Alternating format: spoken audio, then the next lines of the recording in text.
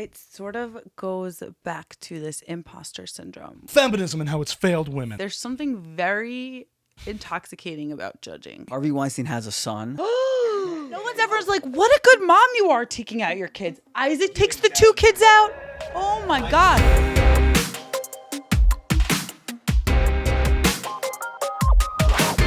Welcome back to Buckle up, baby. episode 65. Michael, take it away. Who do we have with us? Today we have Emily Young, a friend, First and foremost, and a Jew, and A friend and a Jew, a short story. It's one of your next films, Michael.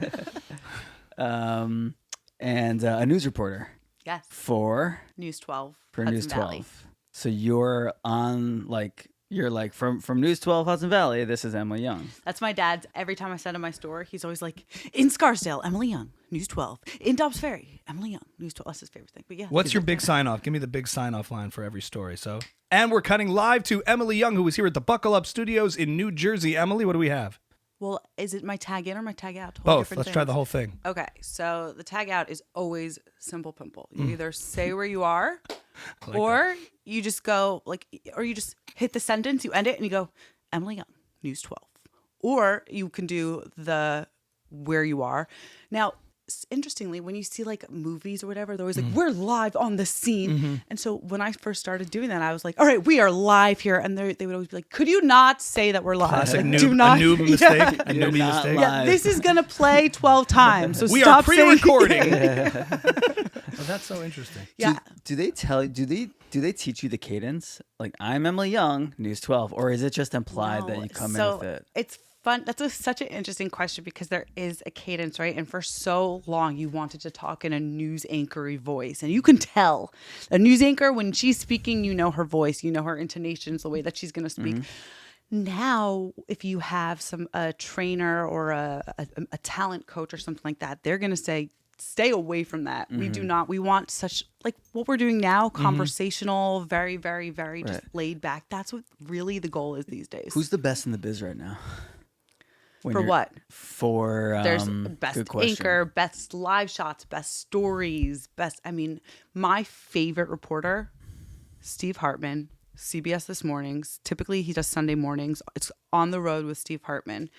Every week he goes somewhere else and tells a tiny story that on its own is not a great story. But at the end of the day, at the end of the 2-minute segment, you're hysterical. This man has never not made me cry. The most recent story I saw was so a hot story. right now, Steve Hartman. So honestly, like if he hears this, Steve Hartman, I love you. And like he's on CBS. Like what's the station? CBS National. And so CBS This Morning, the Sunday morning show. Right. And like his most recent story that I saw, and I don't know when this was actually filmed, but it came up on my TikTok very recently. And it was the story about how the Harvard cafeteria crew, they were used to being sort of ignored, or they fall to the wayside. Cry, I think. No, we fall to the wayside. They're sort of in the backdrop. They're there. Yeah. If you went of all the wonderful acclaims that Harvard has, it's not their cafeteria staff that is pulling people in, right? Sadly.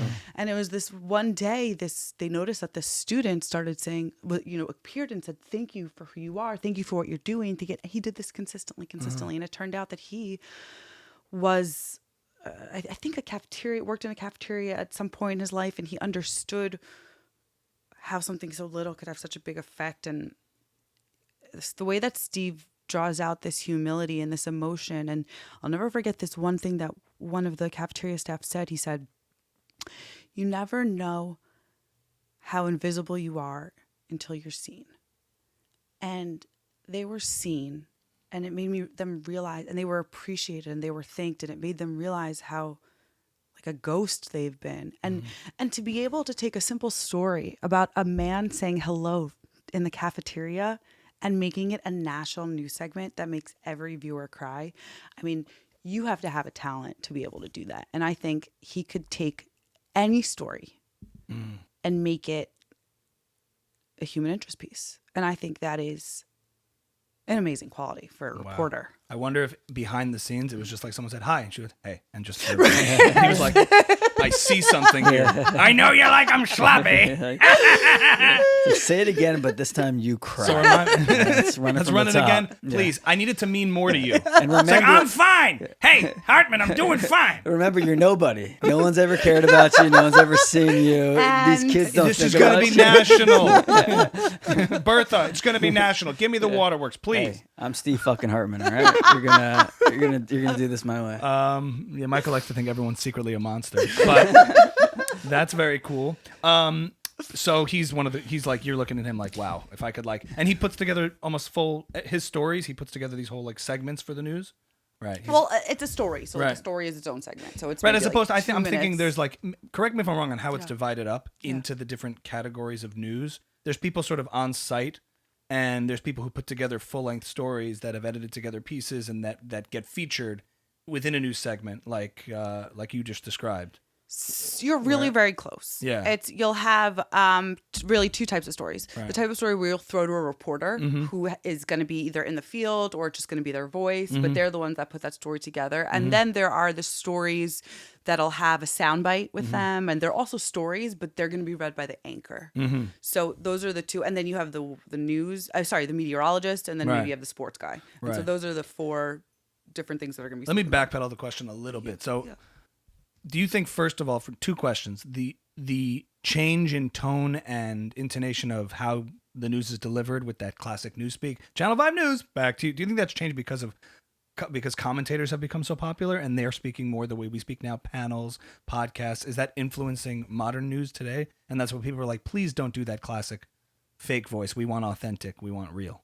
So I would say that ever since I've been doing this in America, because I also was a reporter in Israel. So when I came back and I was doing this in 2017, I would say this was not like TikTok wasn't around in 2015. And I remember meeting with talent coaches and try to move it a little closer. You're good. And they at this time they were saying, we want you more conversational, less news anchory voice. But now I think you're 100% right, where any single person can make their own TikTok video telling, we saw that, let's say, with the submersible, the Ocean Gate. How many people became investigative reporters on TikTok there? Sure. So yeah, in a way, you're not really competing with other markets. You're competing with people doing their own social media. And what do they want to listen to? Do they want to listen to that classic sing-songy anchor voice? Do they want to listen to something that sounds more like a friend, more conversational? I think those are the influences. And it's interesting because we've seen the effect. We talk a lot about the various industries that have been affected by social media and the new state of media. I've talked about how it's affected music, how it's affected comedy, and all the content creation around that. So how has it affected journalism? If you would ask any expert, people will say, oh, journalism is a dying business. Don't become a TV journalist. They're not going to exist in a couple of years. And I can't tell you how many times people tell me that every day. And I'm like, okay, well, I'm still going to do that. I think so. But yeah, like I said, it's not only your competitors, Channel 7, Channel 11, CBS, NBC. These are not your only competitors. It's the average person can take their phone with them to the scene and report the same information that I can. And are you inspired when you see modern day journalist content creators who are, the Crystal and Cigars, the YouTube shows, the what's his name? Philip DeFranco, I think, who does a lot of like content coverage of topics and things like that. Is that something that you think about for yourself on your journey of making an impact in that space? I definitely do. When I think about like advancing my own social media and I think about what sort of things I would want as my brand, I do. I see I would love to I see people that do like, oh, here are the top 5 things that happened this week. And I'm like, well, I could totally do that. But I am a sabotager. Yeah. So I always sort of like flummox and get in the way of myself doing anything that would like advance me in my social media. You use the word flummox, which means you're totally cut out for this. You got a big vocabulary. You know what you're talking about. And man, I was like, that's impressive. Hey, I have a word of the day app. Okay. When I use a big word, Michael goes, But I'm just so fascinated by the effect that this state of media in general is having on all the different subsets of media and how it's expressed. Such a good point. It's such a good point. And it really is. Yeah. Because everyone's chasing attention when it comes down to it. Attention, whether it's attention on a song, attention on a piece of comedy, a fun story in the news. The news is all trying to copy what is getting attention. And right now, TikTok and Instagram and YouTube, these spaces are where the attention is. So everyone's trying to figure out their version of it. Yeah. Well, back up a second though. Walk us through a little bit how you went from high school to I'm a news anchor now. Okay. Well, you're not an anchor. What are you? A reporter. A reporter. My husband wants me to be an anchor one day. Okay, so we'll go start from the beginning. So my dad is a lawyer, and my mom is sort of like the root of where my whole non-traditional journey came from. My mom did. She was vice president of daytime publicity for CBS. So family, like folklore, my grandfather always used to say that all my mom wanted to do, she wanted a job where she could watch TV and sit on the phone all day. And so that's what she got when she got her job at. So she worked at CBS, and my dad was an attorney, and he worked very, very hard. And he spent my whole life saying, don't go to law school, don't become an attorney, never become a lawyer, don't become a lawyer, don't become a lawyer. Of course, I graduated college. And he's like, so how about law school? And I'm like, really? Are you joking? But I actually spent like $500 on all like the LSAT books and everything. And I just had myself a good think. And I was like, this is not where my life is headed. And then my mother, so my mom worked at CBS. And so I can't remember which came first of these two stories I'm going to tell you. But basically one of them is, so my mom, daytime publicity. So she would have to watch CBS all day. And then after CBS, the soap operas, the news would come on. And then there would be Entertainment Tonight. And this was like the routine at my house every day. Every day the news was on. And so I was watching the news every day at like such a young age. And I remember sitting there being like, how do they do that? How is the reporter going and getting the visuals? How are the visuals airing after? How did they get them into the studio? How are they writing all their stuff? Just like the actual technicality of how is this all going on? I couldn't figure out how they put it together. And I just always really wanted to know. I just wanted to know how. And then my mom had so many coworkers at CBS and friends. And so she would end up hanging out in the CBS newsroom, and she became really good friends with this one news anchor named Sean Gables. And my mom used to take me and my sister to go sit in the studio with Sean, and I watched her do her thing, and I was like, okay, that's it. That's what I'm going to do. Sean was a man? Yes. Sean, We are monsters. Sean is but that's fair, actually. It's fair. She is now a news anchor in Atlanta. She's amazing. Yeah. But I was like, oh, okay, that's what I'm going to do now. And I have never wavered. I was like 7 years old, and I was like, this is what I'm going to do. And if you look at my yearbook, I mean, I have a lot of things in there. I have like interior decorator, this, that, but reporter was on there. And so I just... Something very romantic about that. That's like a real good origin story. To be drawn to it, it's such a... Like, if you were doing a superstar biopic reporter on a superstar reporter, it would be this. It'd be like... You know, you hear it with music. I would hear piano in the other room, and I'd watch Ray you Charles. Your eyes widen. But you don't hear it with journalists. You don't hear this story. This version with the journalist, track is interesting. You see it like watching a comedian on the Tonight Show. How do they do that? How does he make those? Jerry Seinfeld would talk about that. How do they put these words together? How do they have this power with how do they talk like that? I just wanted to know. I think that's what you're right, though. I think this like intense curiosity is the beginning for everything. Yeah.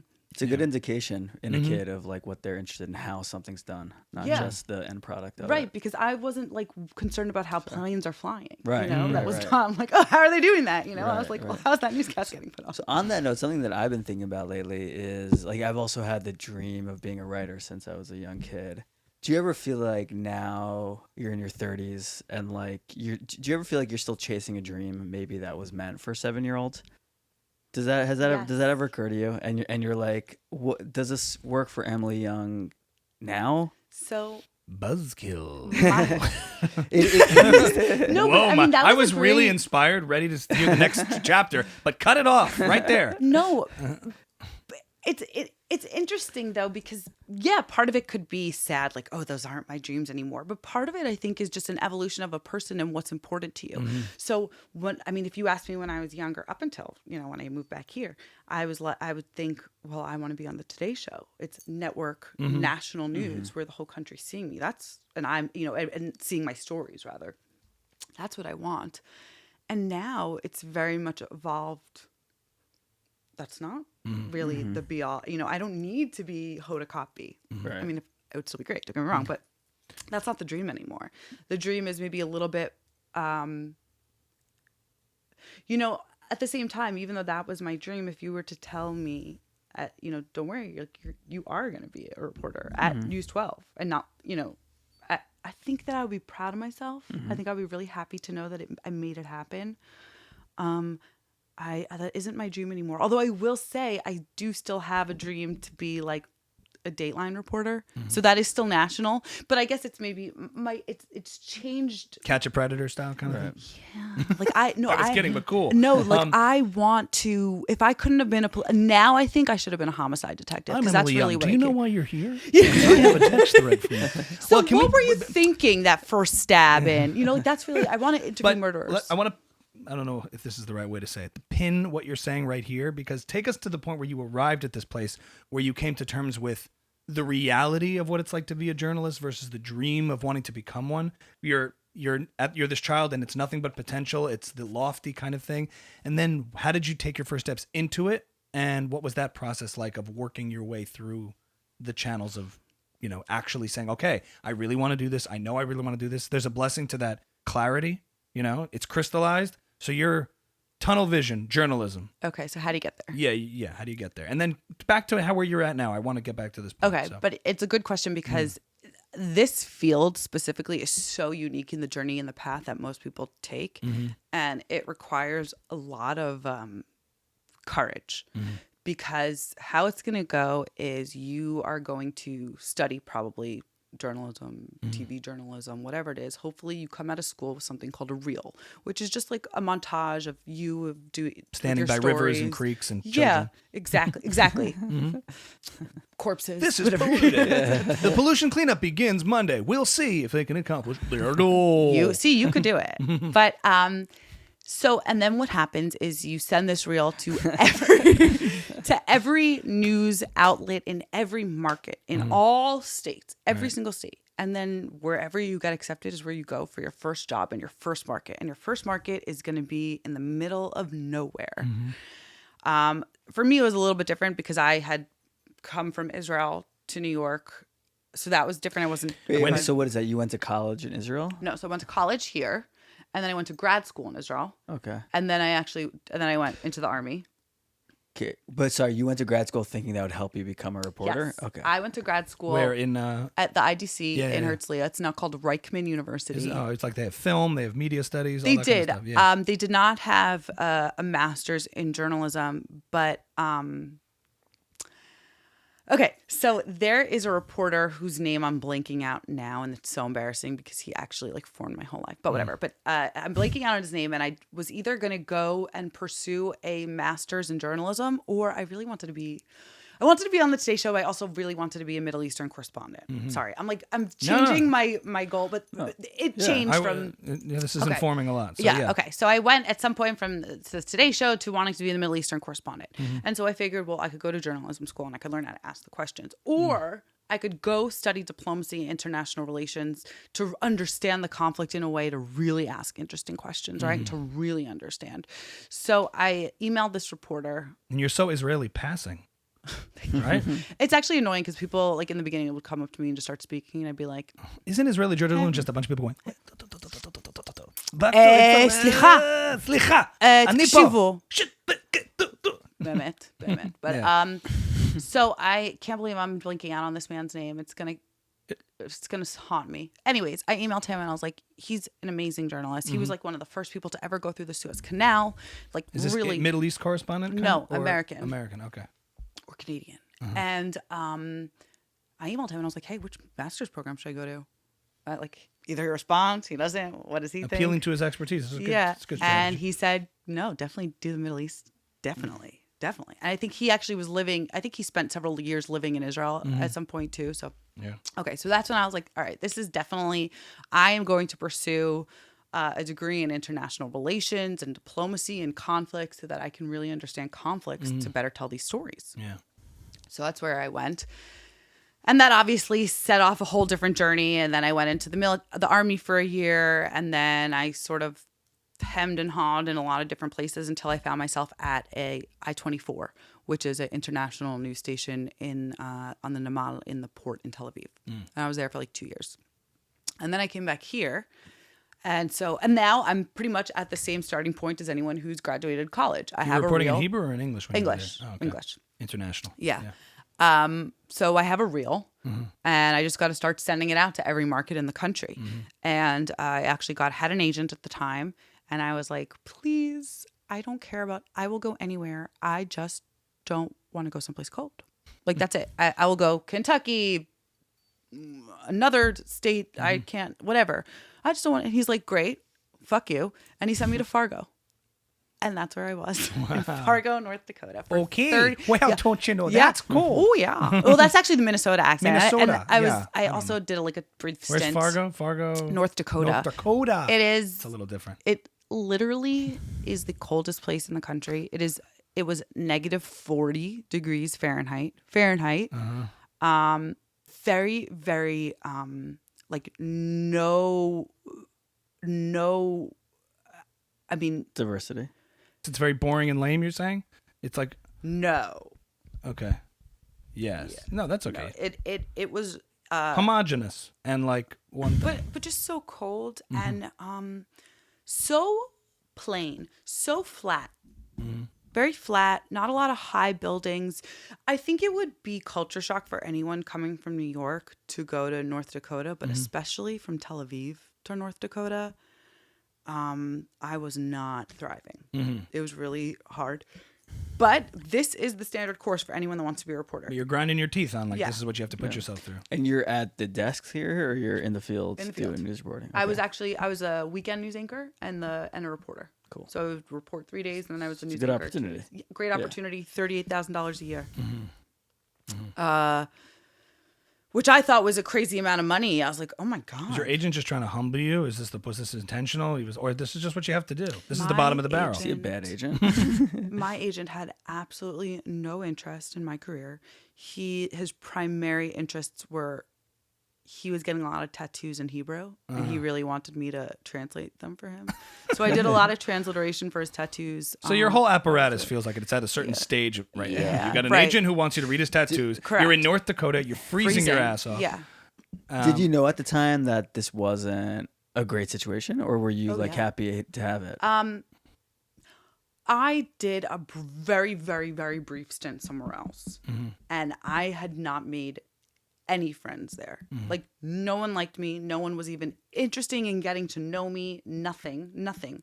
So when I went to Fargo and I was surrounded by some really great people, that was nice, for the first time, especially because, like, very similar to you, I had no family anywhere near me, and I had no friends. I was really just there for a job, and I was by myself. I didn't have, a wife, no kids. Jews. Yeah, no Jews, and so it was really hard. So then when I went to Fargo and I actually did have a few friends, that was really life-changing for me.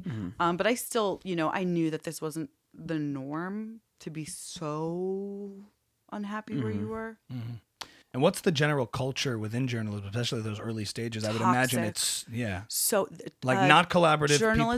Journalism is one of the most toxic environments you could be in. I remember I was at this, and the news director wanted the 5 o'clock anchor to sort of take me under her wing.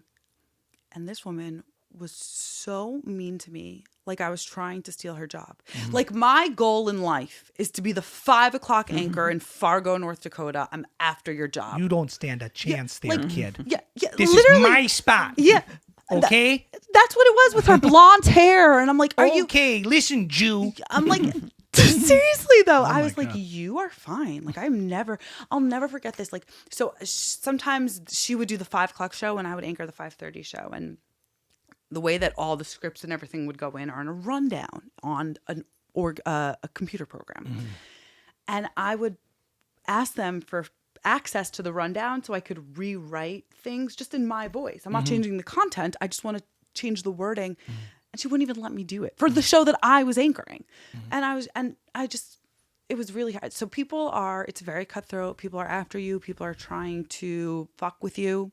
She changed your Take your clothesline. Go stories. fuck yourself, Fargo. Hey, in the prompter. What did she say? Honestly, if I would have been there longer, who knows? Yeah. But and then you go from one toxic newsroom to another toxic newsroom to another toxic newsroom. It's really hard. Because there's competitive industries and then there's like toxic competitive industries. And in my experience, like, Yeah, it seems like journalism would have a 'Cause lot it's of so that. In comedy small. versus music, I compare it a lot because I'm kind of in both worlds. But the more sort of like insecurity and instability there's this sort of distrust I sense happens a lot in journalism. And if you just think about it, the amount of jobs available to Yeah. do TV news, right? Because Yeah. there's X amount of it's- states yeah. and then towns, and then there's X amount of news agencies. And So there's only so many jobs. There's such a hierarchy, such an established hierarchy. Yeah, and there's so many people that are like, oh, I'm going to be a TV, that's what they Yeah. want, but there's just not enough jobs for people. Can you outline in what the actual hierarchy is of news? So you're saying you have your the people you want to get to, like the sort of top of it is what, to be sitting as the anchor, and then field reporters in between are like what? Just I that can't basic give a breakdown. hierarchy because I feel like so many people have different goals. Mm-hmm. Like a lot of people's goals are just to report and never to anchor. And a lot of people only want to anchor, they never want to report. It's more performative. It's more like They're that's very a different they're skill sort set. of different jobs. Right. Yeah. And a very different skill set. So I do think though, if you want to do a hierarchy, I do think technically the news anchors are a little bit higher up. But either of those are great positions to be in. If you're doing hierarchy in terms of like who's in charge. I guess I mean perceived hierarchy in terms of like what draws people to journalism. When you're like there, you're like everybody here wants to be. Is there a position that everybody's sort of maybe temping at but wants to get to? Is that? Is that a I would say common that thing? most people, What do they covet the most? they covet an on-air position. And that could be one or the other. Right. Reporting or journalism. But Right. most people, they're starting out, they want to work their way up. To be on air. Yeah. Yeah. Or they want to be a producer or they want to be a director. Right. But I think the majority of the people, they really want to be on air. Did you watch that show on Apple TV? The morning show? The morning show, yeah. No, I didn't.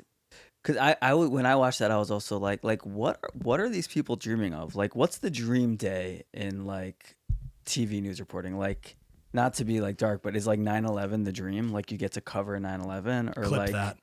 or like like what's the like? Oh, if I could only do that, Well, I would feel. What's the big fulfilled. win, right? That's- Oh, Yeah. he had 9/11 that Yeah. day. But He got to cover it. So Right. that's the other thing is that it's again so subjective. Like I have a coworker, Jonathan, and he loves anything political, right? That's if there's breaking news or early elections or that's his bread and butter. Then there are people who love human interest stories, right? Like the Steve Hartman sort of stories. Then there are people that love pop culture or celebrity gossip. And then there's me.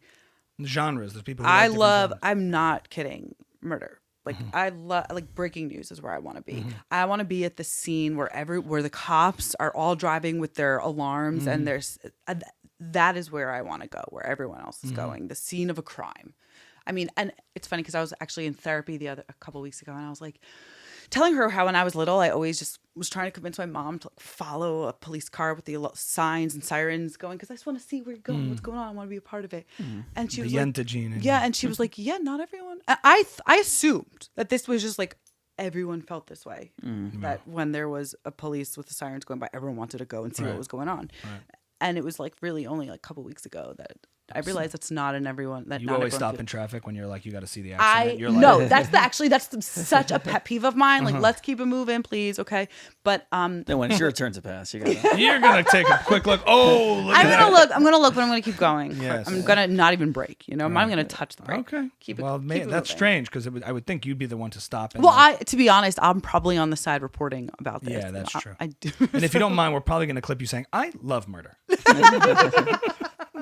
No, that's very fair. yeah. Frame it differently. But the breaking news. That's where you want to be. That's like, I would love to be that person doing that. And you're showing up. What decisions are you making? Are they telling you what to say and what to cover, or are you getting there and they're like, Emily, it's your job to shape this story for us and let us know what's important? specifically in a breaking news situation, it's very much I'm going to get there and I'm going to tell you what I can do. I'm going to tell you. I mean, if you want sound, you can. Yeah, I mean, I'm going to tell you who's here, what sound I can get, what I can do to make the story the best, and I need all the elements to do so. So yeah, I mean. Ideally, you're working in an environment, which I have to say News12 really is, very collaborative, very much like they respect my judgment. They know that I can do it. I'm going to go there and I'm going to tell them what I can do for them for this story. Or yeah. Cool. Oh, so there's like a lot of agency there. There's a lot of creative decision making. Oh yeah, and I mean Cool. the story. It's yes. There's who, what, when, where, why. Get those 5, and tell the story how you want. It's your story. It's going to be your words at the end of the day. And of course, there's a copy editor. So, but Is that the nature of the position, or the fact that you've been in the game long enough that? no, that's the nature of the position. Okay, so you're they telling the expect story. that, Yeah, because that's what they yeah. want. You have that's a talent you have to have, or a skill rather, I should say, where you need to be able to synthesize the information into a 1 minute 30-second story for everyone. As to what's going on Yeah. when when they cut back and forth to different things like B-roll going on while you're talking. Is that something that happens in real time, or you put a piece together that they then air? Both. Right. And what happens, sometimes it's just all put together, and sometimes it does air like that with B-roll. And the way it works is that you have your script written out, and you have cues included in the script of when they're supposed to take that B-roll. And in theory, you know exactly what that B-roll is because you sent it in. Right.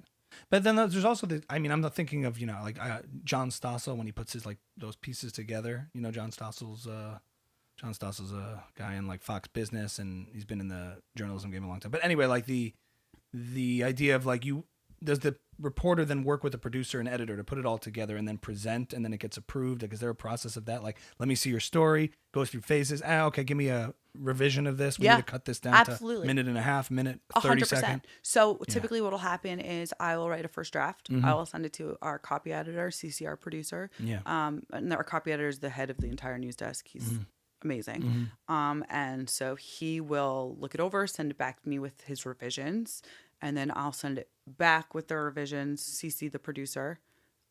So it's very collaborative. Everyone knows what I'm saying. Sometimes the producer will want to change the anchor lead, which is what the anchor will read up to introduce my package, my story. We call them packages in the business. And so there is a collaborative effort. And of course, depending on the story, if it's not breaking news, a lot of the times, like, they have in their mind the angle that they want for this story. Like, okay, they're sending me to a food bank, a monthly food bank. This month, they want to talk about how they want to highlight, how in a post-COVID world, the food market or the way that they have been doing this changes. There's a certain angle that they're going for, and so I will make sure that my questions are catered to that. Right. So you're in Fargo. So in Fargo. Well, so back in those, this is cool. I love the technical geeking out stuff about these. It's so similar to these other worlds. Yeah. But it's just like its own version. But of you it. don't A know package, until you know. a song demo. Yeah. A script or a treatment. Like it's so similar in terms of We're process. curious because we all grew up watching local news probably during dinner. Yeah. I wonder how many people under 30 have even seen like a local news. You know what I mean? Yeah. The relevance of it. Yeah. I haven't watched local news. I watch you and when I see your clips, but I don't tune in. I mean, just like you said, the news was on at our dinners. Like, do you have the news on for dinner? Do you have the news on for dinner?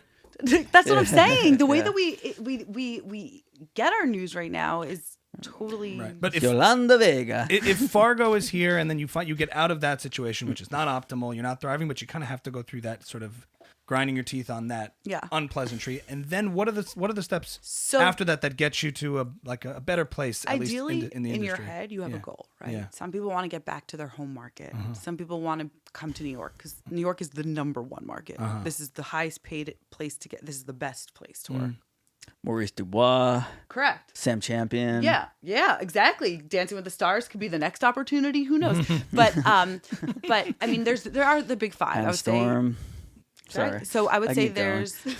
there's New York, LA, Chicago, Atlanta, and Miami maybe are like the top 5. Or Philly and Boston are also huge markets. These are all great markets. So either you want to work in one of these top markets, or you want to go and go to your home market, or you want to go to network, like the Today Show, like we said.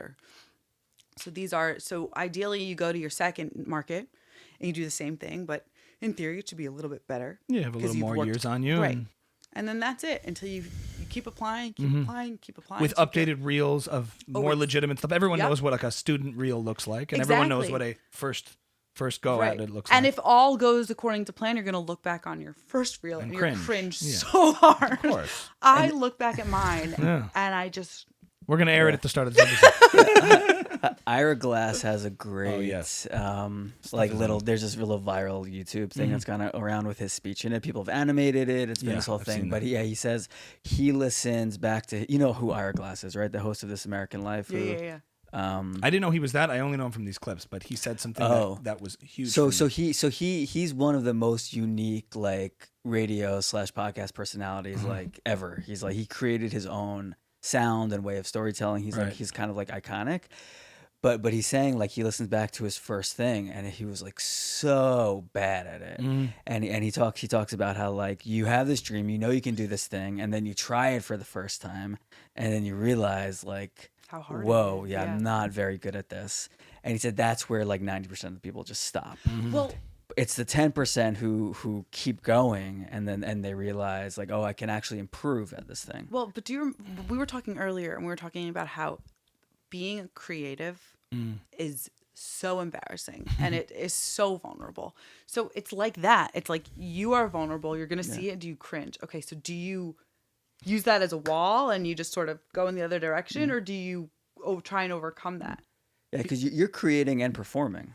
Also, Yeah. it's like too. It's like you're basically like a music. You're in the same position as a musician, or writing is different. You're gonna have an on-air presence. You're gonna Yeah, writing involves someone else performing, but you're creating. Right, you can hide behind that. Yeah. Yeah. True. I would have thought it as news reporting as just performing, but I didn't realize how much creativity goes into it. Oh, it's I would say it's more storytelling than anything else. Right.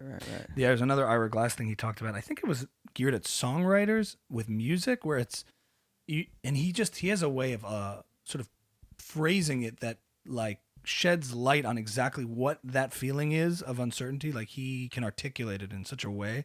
He said something to the effect of, when you're creating anything and you're passionate about something, you know what you like, but it's very hard.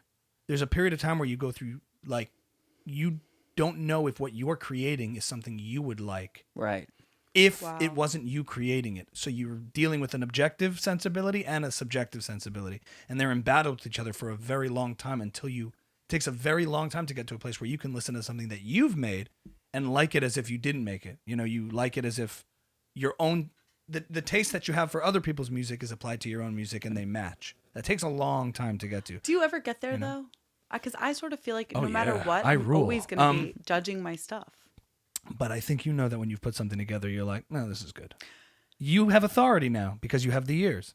Yes, but and you at might the cringe same at that time- in 10 years, but as you go along the road, you're always sort of, you reach an area where you can satisfy your sensibility to a point. Okay, so there's this term, there's this saying in the news business, Yeah. and it's called "make slot, not art," because in TV news specifically, you have crazy deadlines.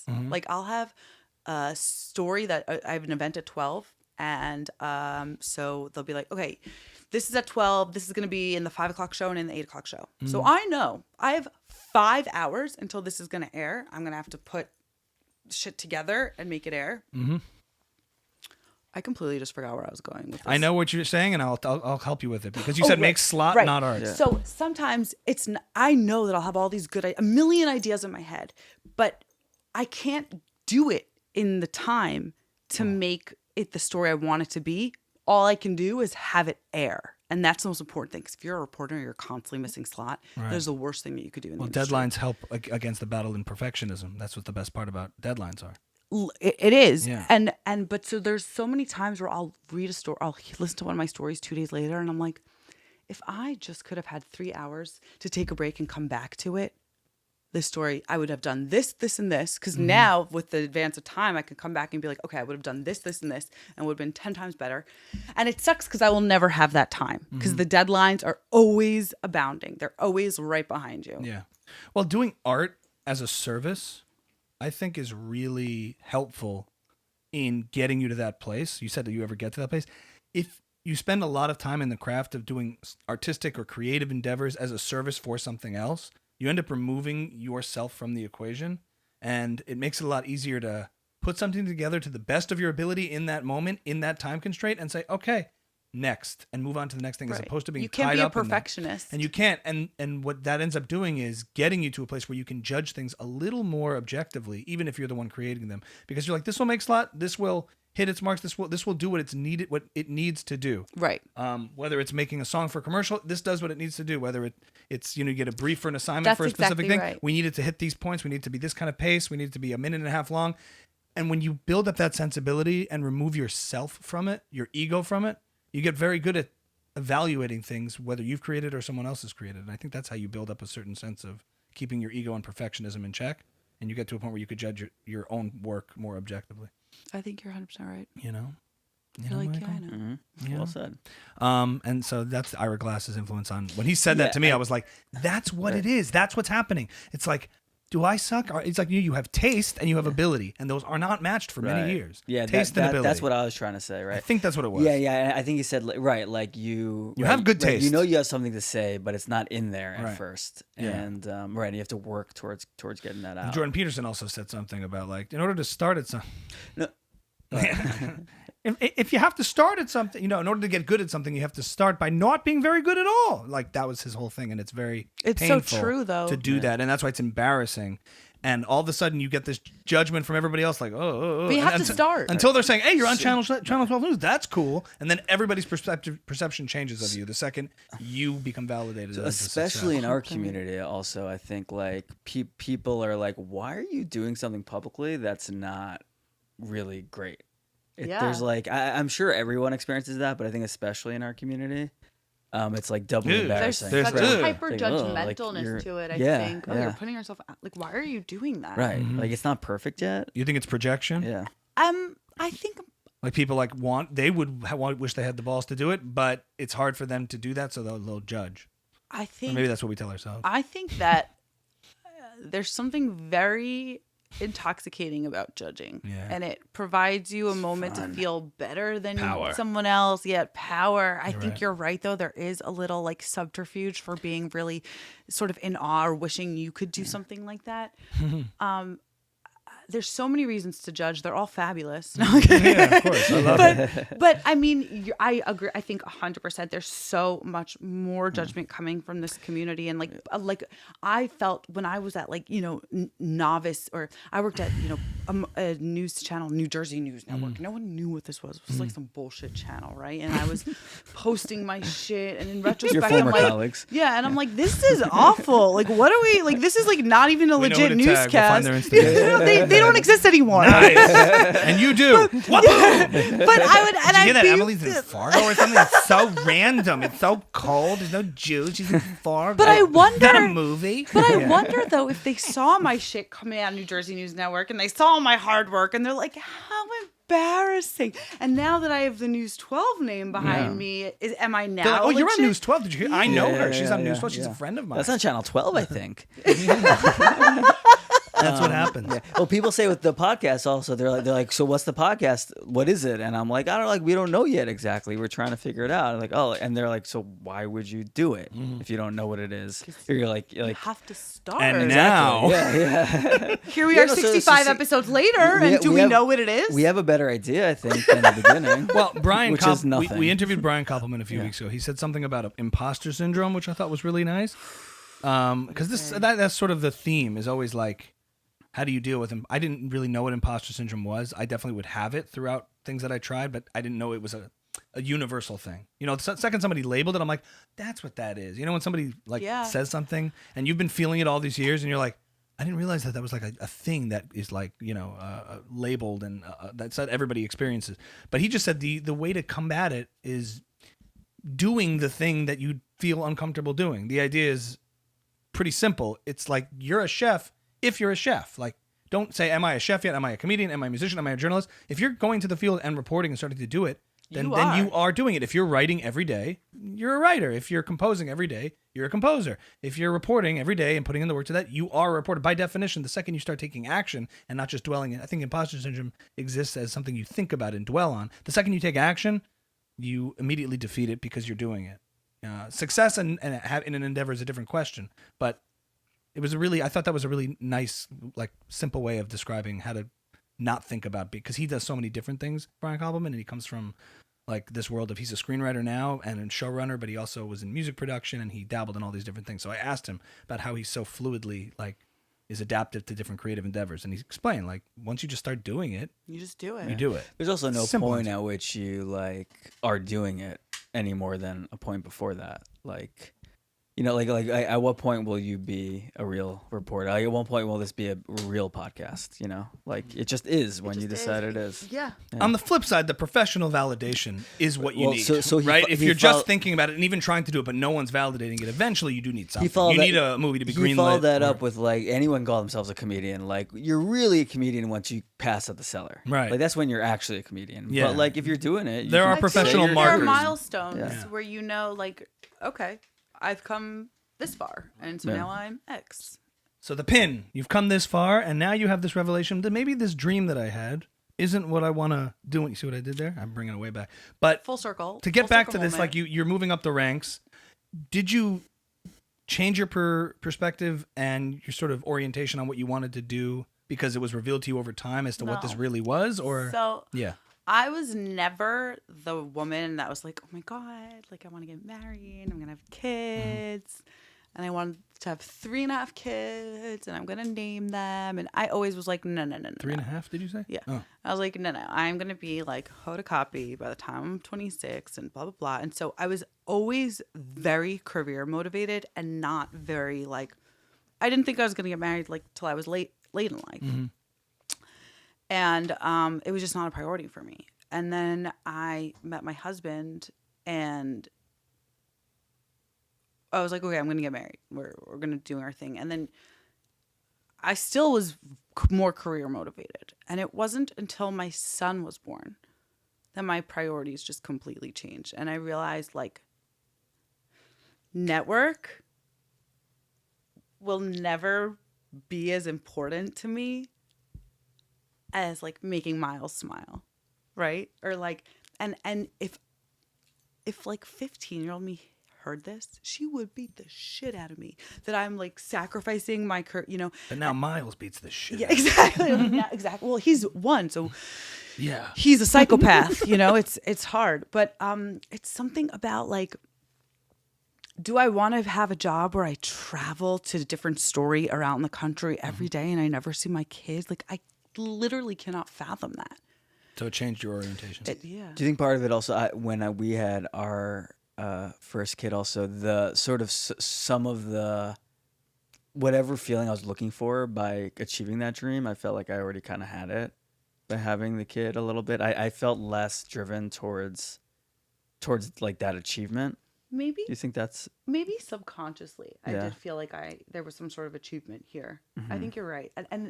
But this transition, the way that the effect that children have had on my life was something that was so utterly unanticipated. I didn't think I had a maternal bone in my body.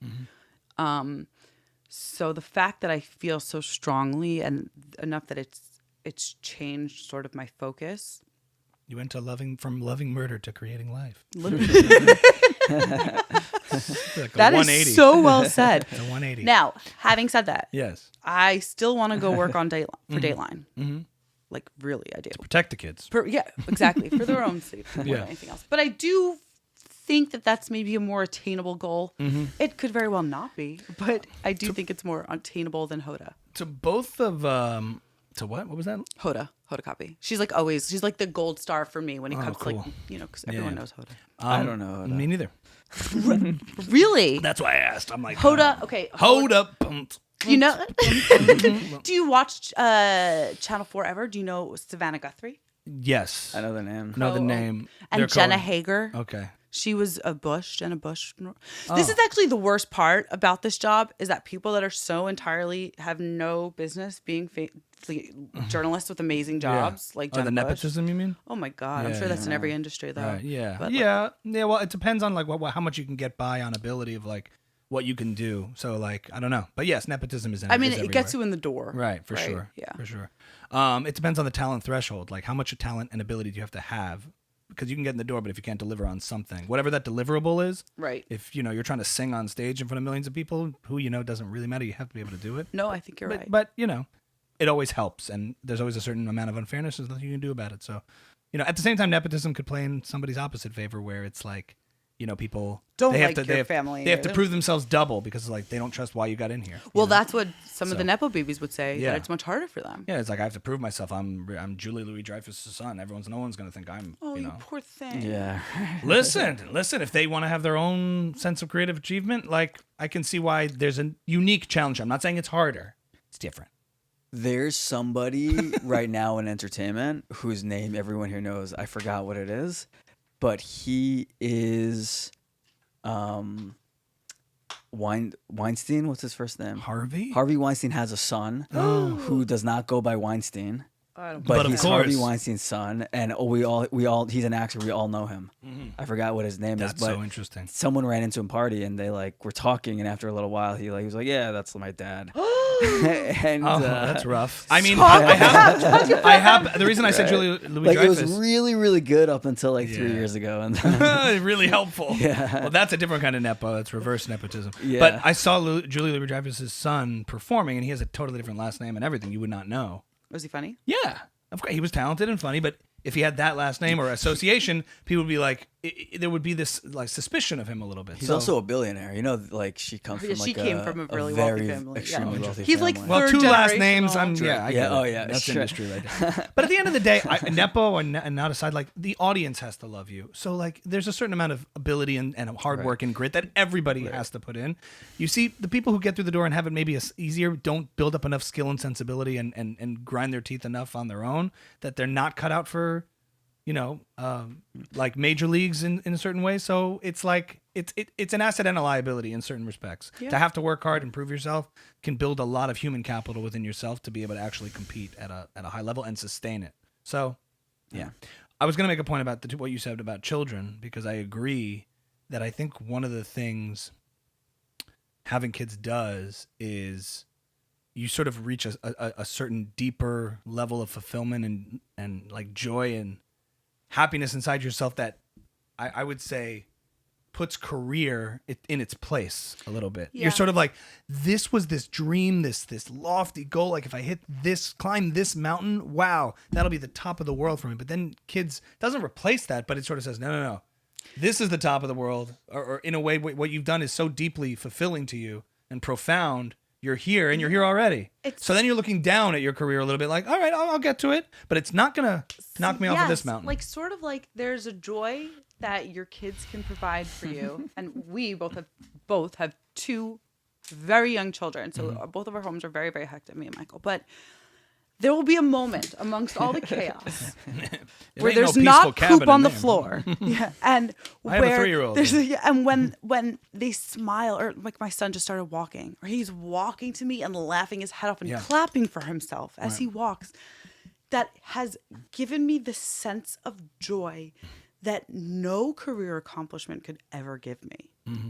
So yeah, like I think you're right. And I just, again, if 20-year-old me heard myself saying this, she'd want to strangle me. Like I hear this coming out of my mouth and I'm like, how is this me? But it is. So you must have some thoughts about this great cultural debate going on, especially, for women and career. Like my mom growing up was a doctor. She worked full time. I always had that in mind that like both parents are working parents. But as I got older, I realized a little bug on your shirt there, Michael. Give it a little swipe.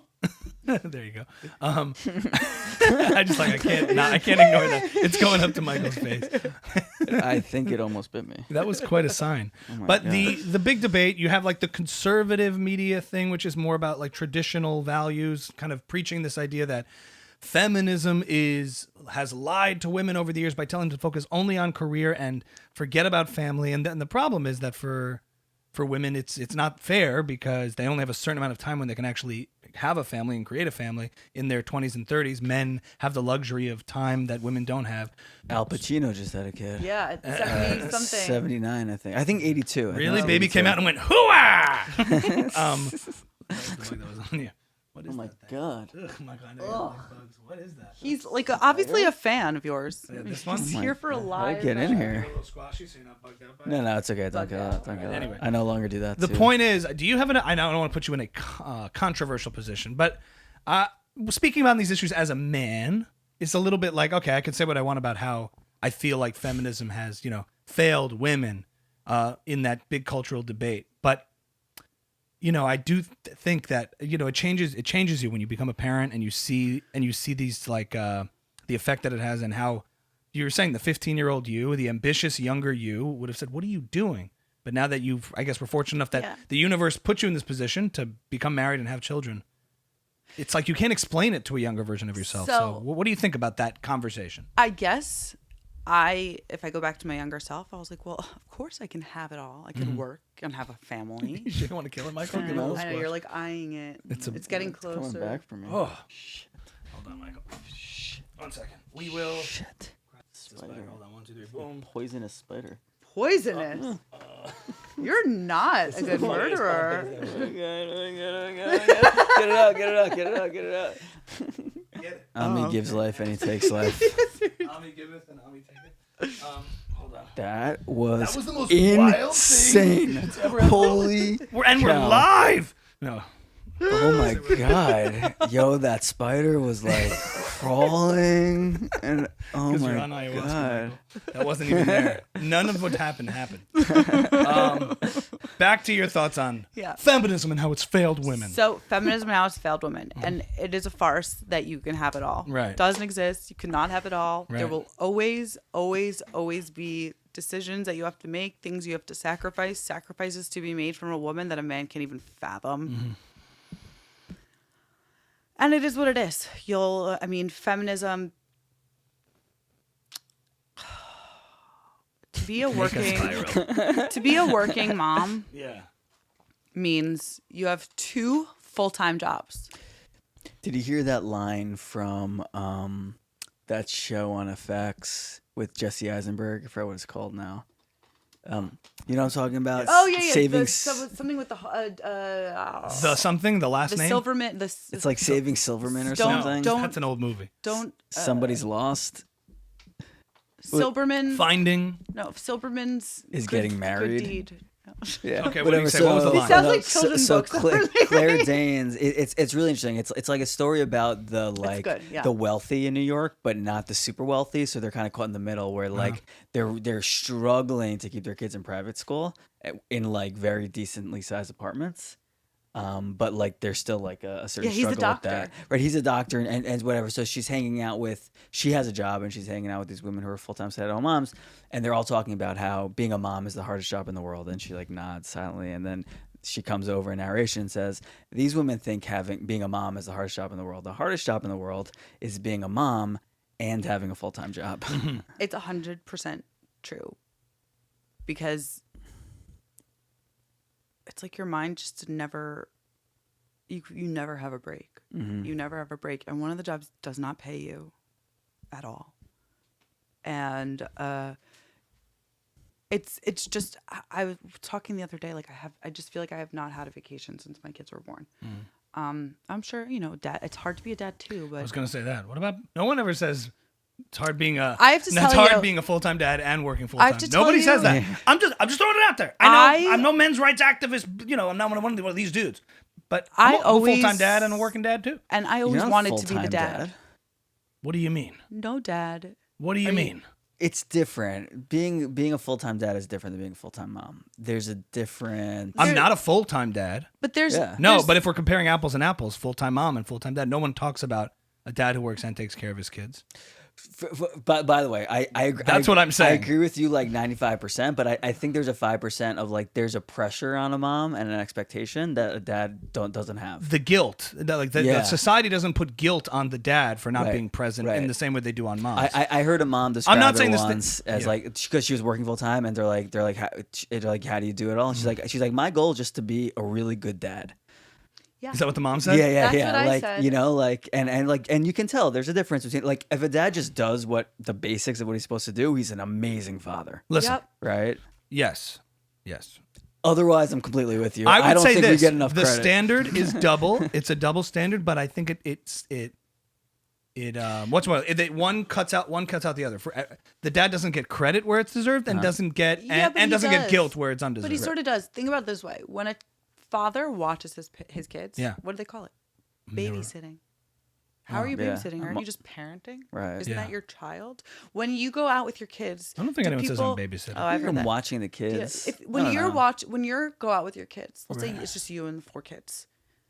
do people go, oh, you're such a good dad. You're taking them all out, giving your wife a break. You know what they do with me when I have my 2 kids? You got your hands full. Fuck you. I'm aware. I didn't say that. No, but I'm saying like, and no one's ever I'm like. just saying one cancels out the other. I agree with you. No one's ever like, what a good mom you are taking out your kids. Isaac Giving takes the dad 2 a kids break. out. Oh my God. I traveled alone with 2 kids. I traveled alone with them. It's like a celebrity. Can we So help all these, you there's in like any these way? Latino women on the plane. Oh my God, look at that. And I'm like this. Look at him. Look at that. Mija, look at that. Oh my God. And mom, it's just like, can you keep them quiet, You please? know, right. If it's me with my 2 kids, they're rolling their eyes. These kids aren't going to be quiet the whole fucking ride. Right. Like, no, they're probably not. I agree, but I just think the double standard goes both ways. So the pressure on males to provide and have the career that can provide the lifestyle and do those kinds of things. Like, it's not like they're getting extra credit for that either. It's right. I think the two cancel. There's 2 different double standards that exist, and in a way they cancel themselves out. No one is like to the mom, hey, how much are you bringing home? Like pressures for salary, pressure for status. There's less of a pressure on women for that and more of a pressure on men for that, I think. I just did like Something this. to think about. I don't know what's worse or better in terms of that, but I do think there's different double standards in different areas. No, I can tell from first-hand experience. I was just hanging out. I just did this like healing ceremony we were talking about before, kind of like ayahuasca, but not. It's called San Pedro, and I was with just a group of fathers. It was all men, and the whole thing really for 14 hours, we're like really like releasing a lot of like shame and guilt and pain of like not being a good enough father. Like there's like a lot in there, I think, that guys don't get to express normally, of how hard it is to have the pressure of like you have to make money and provide and everything, and also you do want to be an amazing dad, and like there is a lot there that goes unappreciated. Think about if a guy said, I want to be a stay-at-home dad, versus a mom who says, I want to be a stay-at-home mom. The shame and pressure that a dad would get for feeling lesser for that decision versus a mom, I just think that's something that only a man would experience, or to a much greater effect than a mom, where it's like, of course, like that's. But then again, not there's to take away. sort They of can that both expectation exist. that a woman might do that, and that and an expectation that a man might not. right. That's what I'm saying. They both. I They don't have know to if take it away cuts from each other. evenly. Yeah. I don't know if it's cuts evenly. And you're right about the double standards imposed on moms taking their kids out. No one's like giving your husband a break. We don't assume equal roles and equal amounts of parenting on both ends. I happen to be a pretty hands-on dad. Like I do a lot of bath times and bedtimes and all this kind of stuff. I like, and I'm happy to do that. And my schedule allows for it. So I'm really grateful for that time. And, you know, I know a lot of people who have such busy schedules that they say goodbye in the morning and then they're home and kids are already asleep, and that's something that I don't envy. But I'm just saying, like, these different double standards, I think as someone who experiences it on one side, you forget that on the other side there's a whole other component to it too. But I think we were asking her about having it all. Who Having even it all. knows? Oh, having it all, right. We're saying you can't, and There's just an emotional burden that comes with being a mother, and I just think about, like, especially with my job where I don't sit at a desk. You know, if I need to call the doctor, I have to call the doctor when I have 5 minutes, and if that doctor is not available when I'm available, I'm not going to speak to the doctor. My kid is sick. I cannot leave work and go get it. You know, it's. See, moms care more. They're better at caring more. No, and dads are like, oh, we forgot the phone call. Like that's and I you think you're have right. a certain amount of care and guilt that a father's just like, ugh. That's the more part of the emotional burden that I carry around, Yeah. is that I can't do these things and I feel bad, and I wonder, like, do my children suffer because I can't do these things for them? You know, I can't run an errand. I can't run to the doctor during my job, my work day, or run, you know, and I wonder if I'm doing a disservice to my kids because I can't be for them in that way while I'm working. But you're also living as a model of somebody who is trying to balance things, and I think kids learn the most from their parents vicariously by watching them. And so if you're doing something that's fulfilling to you and following a passion, I think you underestimate how influential and impactful that can have on your kids, that even in moments where you're not physically present, them knowing that mommy's going out and doing something that is meaningful to her is a big lesson to impart. I think you're 100% right.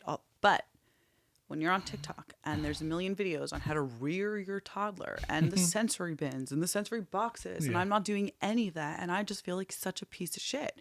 And so when you're constantly comparing yourself, I guess, which I am because I'm a woman, it's hard. I would love for someone to do a tell-all reveal of these TikTok moms, like Like, Like, of are how they See, Michael awful thinks really- everyone's a parents- monster. like these people. No who are, she's like, screen I'm in my time. closet right now, and my kids are screaming, and I just want to say it's okay. Like, you're not in your closet. You have like lights. You have a studio. You have a babysitter. You probably have 2 babysitters watching your kids right now.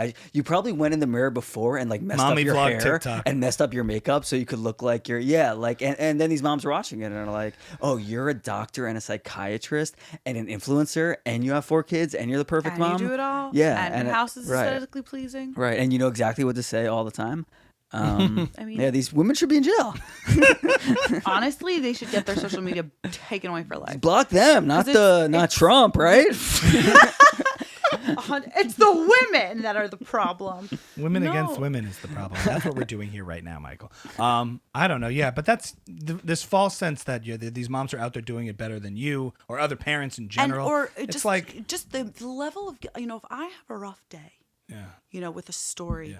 and I decide for my life, for my evening tonight, I don't want to be screamed at by a psychopath 1-year-old because I cut the banana or I offered a banana over a blueberry. It's not right. Seriously, blueberries. if you want to learn, if you want to know what it's like to live with a sociopath, live with a toddler. So sometimes I'll be like, for my mental health, I'm going to turn on Miss Rachel.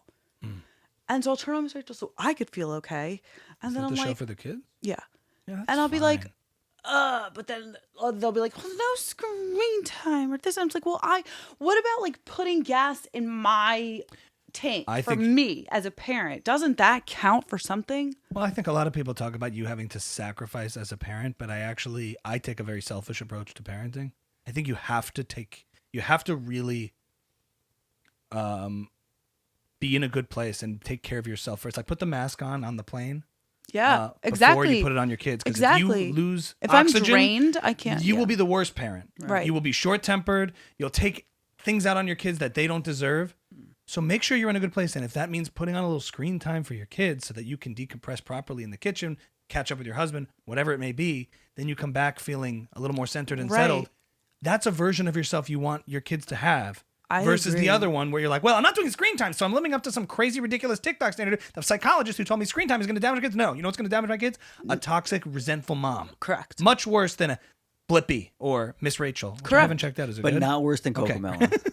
No, Cocomelon, don't do. Can I tell you, my kids watch Cocomelon like crackheads. Like, Yeah. you can call their name, you can It's clap cocaine in front melon. of them. Cocaine melon, yeah. Literally, I've never Cocaine seen. melon. I'm Cocaine all melon. about it, I and I like don't that. I try to be conscious of it, but I'm also conscious of where I am in the moment, where my wife is in the moment, what you And it's need. like, you know what? Like, if we try to get them all to the table right now to do this like thing, so that we could feel like we did the right type of dinner, like we're gonna go crazy. Like we're operating at very little capacity here. It's been a long day or a long Yes. week. Yes. Let them have their space.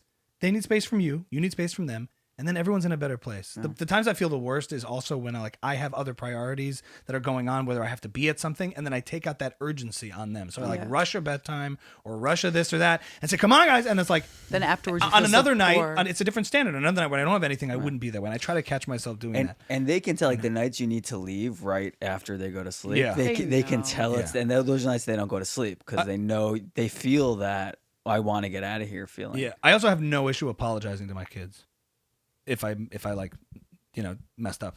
I try to do it like whenever I know I've done something I And shouldn't that's a have big done. lesson you're teaching your kids. No, it's just, and like parents have this, like, I think you get into the sense of like, I have to maintain this perception of perfection. I'm a perfect being. I'm always right. I'm the authority. And if my kids perceive me apologizing, that's like weakness and instability. But I think if they see you apologize and own up to something, it shows a little bit of sort of strength in your ego. And you could say sorry about that. And then they'll apologize. Like it teaches them a way of reconciliation. Teaching them that saying you're sorry doesn't mean that you're necessarily acknowledging how wrong you are. It's acknowledging that you care more about how the other people Yeah. cares and like wanting to move forward. I think that's such a skill. Or you're teaching that you're Especially- being infallible is okay. It's okay. Yeah. Like, we both got upset before. I think it's just teach. I got a bad. Yeah. I also though feel like that lesson coming from a father as opposed to a mother is very important because I feel like maybe women are more inclined to apologize. We're very apologetic, especially when it much. comes to business. Like, oh, I'm so sorry you misunderstood, or oh, I'm so sorry to ask your question again. And I realized like I actually take a step back and be like, stop fucking apologizing for existing in the world. So I feel like women say sorry a lot, and so to see it from a man, I think that's a great lesson. We said it between each other. If things got crazy or whatever between a child and a parent, I was like, like to help assuage that guilt, which is I think mothers feel it a lot. I feel it, but like I definitely see that with moms, like the guilt of like not doing the right choice or making the right choice or overreacting or something like that. You just say, yeah, just apologize. Just like when it calms down and things like temper's cool, like just just go say sorry and you see the kid like light up, like they want to just be in a good place, right, in a safe place with their parents. They just want to overcome that. Yeah, that we'll take a minute. Just sit with it for a second. It's the best. It's the best. It's the hardest and the best. Nothing worth it is ever can really be terribly easy, That's true. It's hard. It's hard. This is the Daddy Vlog with Mike and Ami. And we are telling you tips and tricks on how to parent your kids. Anyway, so having kids changes your orientation a little bit. You still definitely want this as part of your life, but not as the center focus of your life, because other more important things have now come to fruition a little bit. That's a great way to put it. Yeah. So is there any other questions? I mean, I hit a real sentimental point. I have a last question. No, that was beautiful. Yeah. Really I have a last question about like content creation, because that's something we talk a lot about here. And I think you and I share this thing I'm about to say. So I'm really talking to myself here when I say this. But I would think, news reporting is something that social media has blown open to anyone who wants to do it. You don't have to work for ABC or CBS. You could just do it. Yeah. And if you're good, people find you. And if you're not good, then why you haven't. It doesn't seem to me like you've really chased that down. Why are you so focused on, I want to work for a gatekeeper? Because it sort of goes back to this imposter syndrome, where I don't feel like people care what I have to say. I don't feel like what I have to say is interesting, relevant. There's no reason that someone would listen to me as a creator versus someone else. Like I don't know why. I just have such a lack of faith in myself and not enough confidence. Whereas I feel like so many kids today are born with this confidence of like, well, everyone cares what I have to say. And I think maybe a few years, maybe when I was younger, but I don't know. I have such self-doubt, which is weird, because I know I am on TV and I put myself out there every day, but so much self-doubt. So, but who's coming up with the stories that you cover? We have bosses? A whole desk. Okay. Oh, so you're not choosing what to cover. I mean, sometimes I do. I'll pitch stories a lot, but majority it's like a collaborative. So you have the self-confidence to pitch the story, but not to say, I think this is a good enough story to go do on my own? Or not without the apparatus. You need the validation of like, yes, that is a good story, Emily. Go do it. I don't have the time. Like if I was going to do social media in the way that I would I would do like a top 5 stories of the week, like every week, and it wouldn't necessarily involve such a investigative journalism where I'd go shoot my thing. But why don't I do it? You don't have. It sounds like you have an avatar of yourself out there in the world, Emily, that's watching you, and you're performing for that person. And feeling like it doesn't live up, like you're self-judging yourself in a way. I'm picking up on this, that you're like, so. I'm self-judging myself as if I'm the audience saying, and it's this very harsh critic who's saying no, don't do that. 100%. I can tell you just from interacting on the podcast and before, and like you would be great at it if Emily on the street with a microphone and one camera guy, like exploring your curiosity and talking to people, engaging, like. You'd crush at that stuff. Well, that's why I said I want you to come in, you don't need my person to do this, because I was like, you have to meet Emily. Like, she's going to be awesome. We just have to have her come here, and it'll be great. Stop that. Yeah, but it's very natural to you and like charismatic. You would be great on the street, like interviewing people, and you have the journalistic experience to actually know what you're doing. I think this is a great then analysis of what it's like to have imposter syndrome, right? Like you could have 2 people telling you, oh, you'd be awesome at it. And still, I hear you guys. Yeah. And in my head, I'm like, they're just saying that.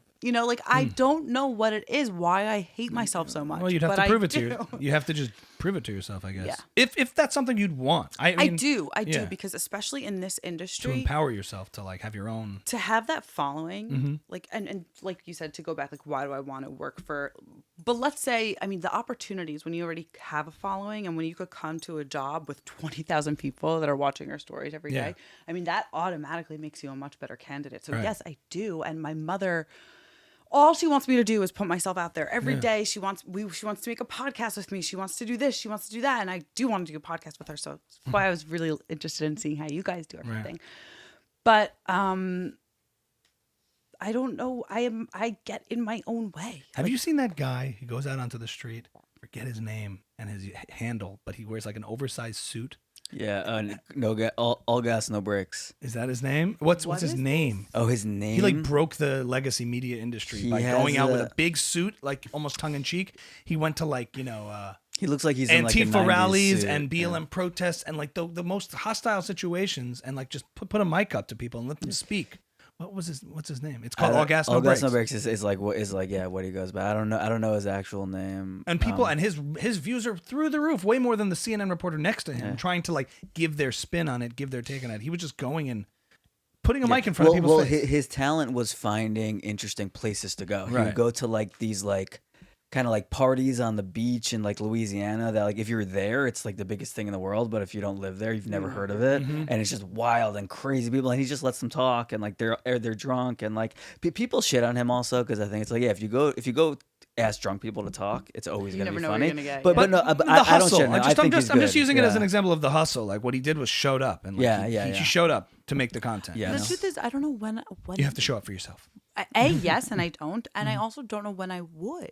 Like, if I work full time and I come home and I have the kids, like, when do I have that time to myself? And then I'll be like, okay, but look at all these fucking other people on TikTok. If they have the time to make a video, you could figure it out. Carve out an hour at night and, like, do 5 hot takes for the week and film it and just put it out. Yeah. Just to build the habit of posting.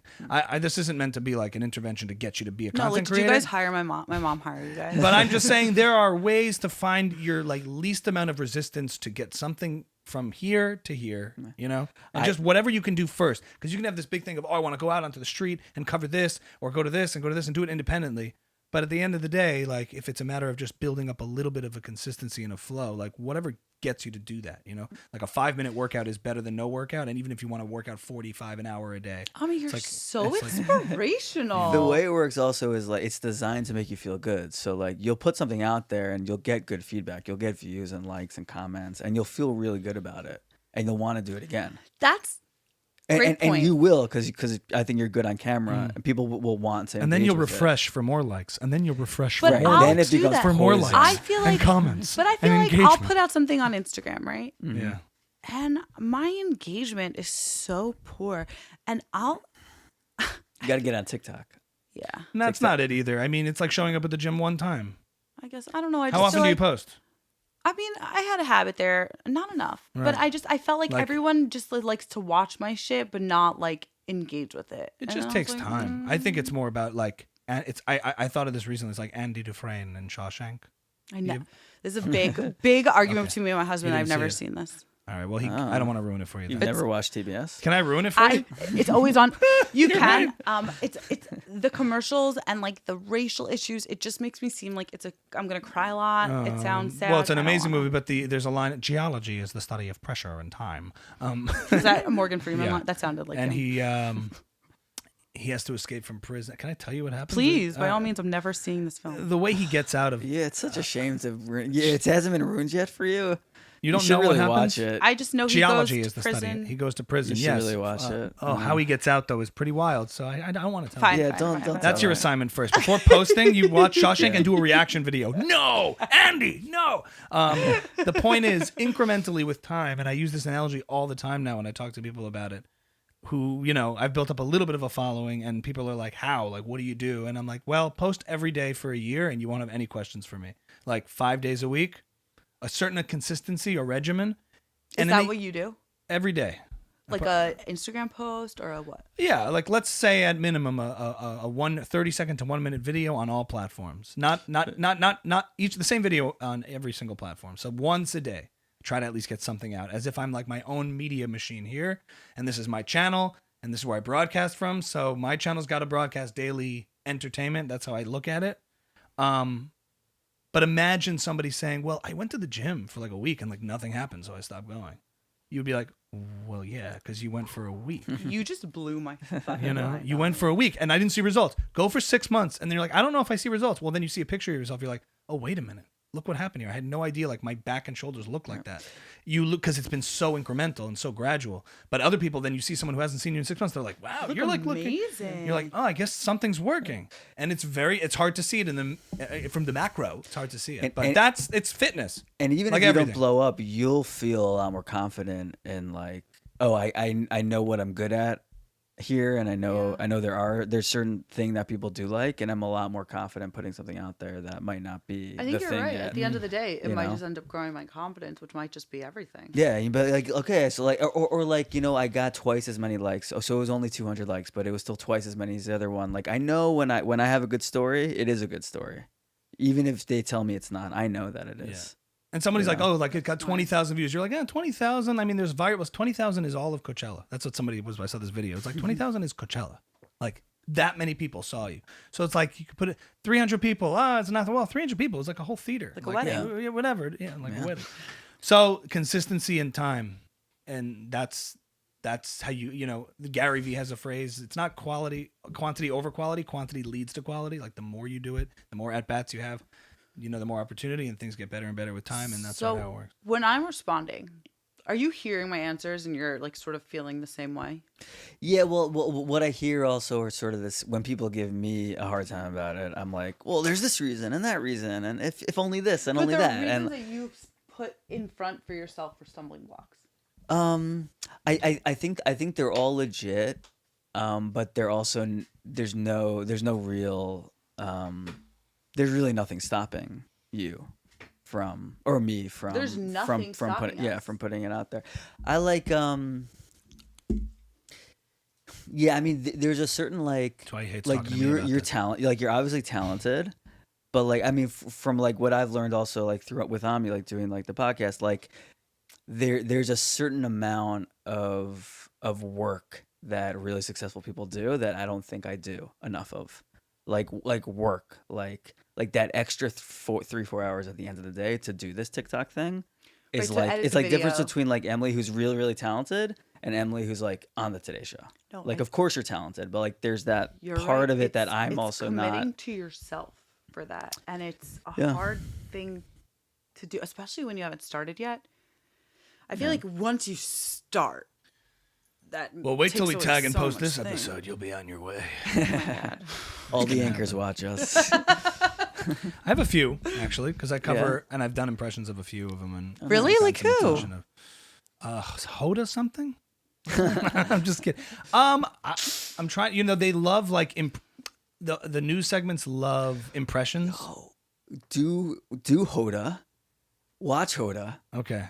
and then Hoda. do her. I was in touch with like Fox and Then Friends and a few we'll, people and a few like journalists who've shared stuff that like I reacted to a duet on TikTok where somebody put out, can you read this like prompt or yeah. challenge? But I read it as Alex Jones.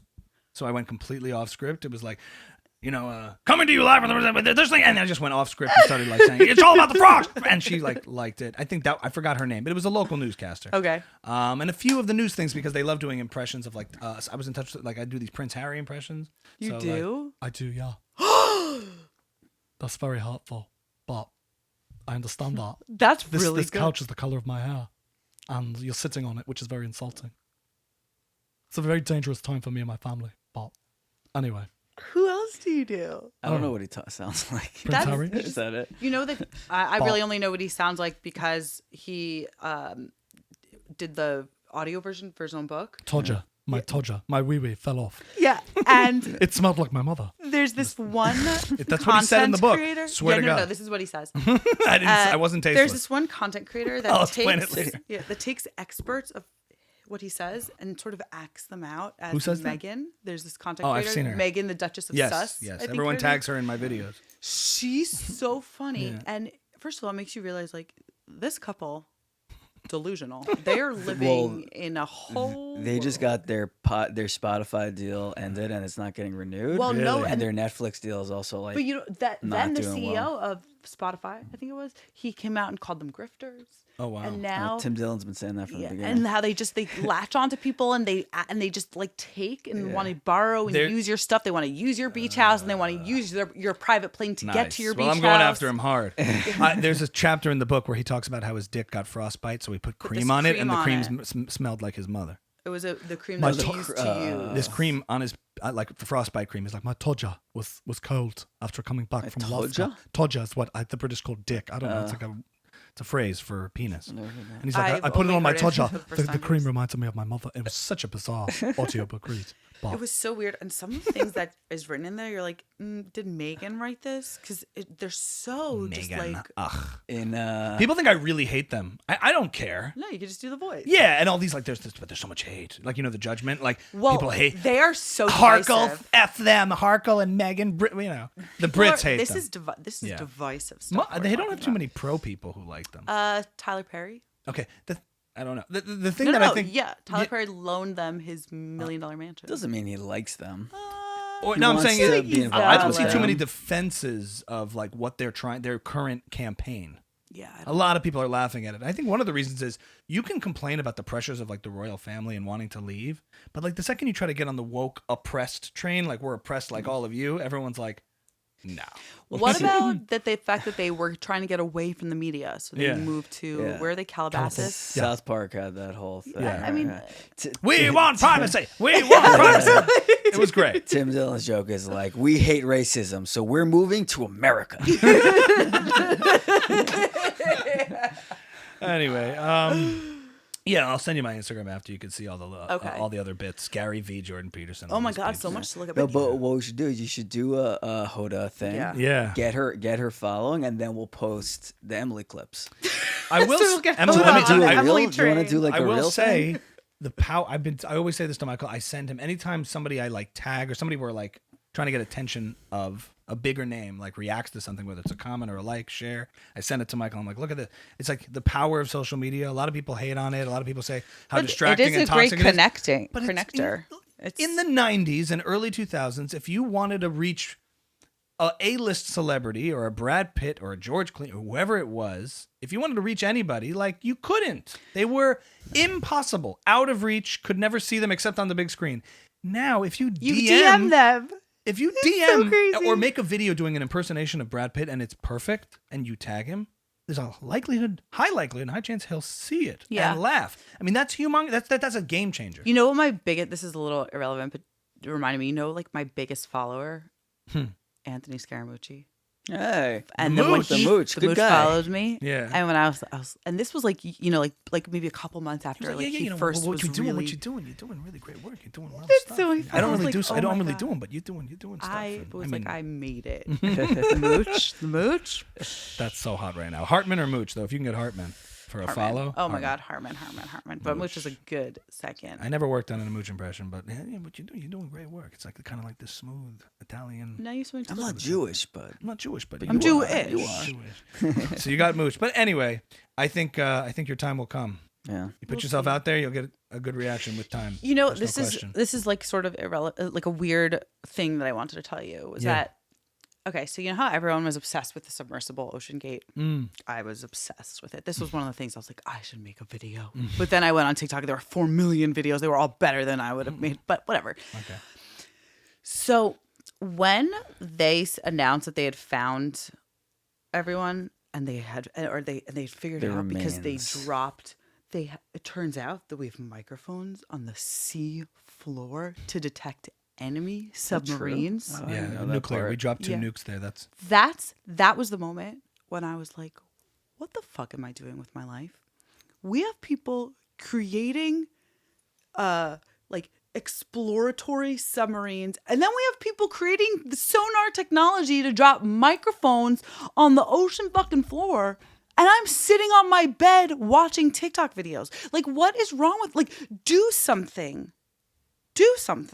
Right. Like, contribute. Do something. Mm-hmm.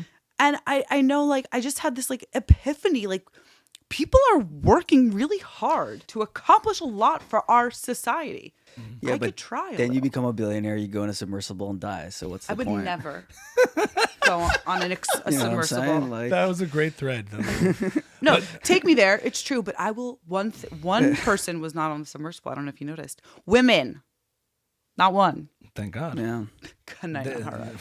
They lucked out for that one. Yeah. So what I'll say to that is, to the serious point, I was like, I think thinking in terms of contribution is kind of is kind of too big even for me to think about. Like even just for yourself, I agree. Like that the thing I take away from what you just said mainly is I never wanted my lack of success in any endeavor to be something that was in my control. In other words, because of a lack of effort on my part, something didn't happen.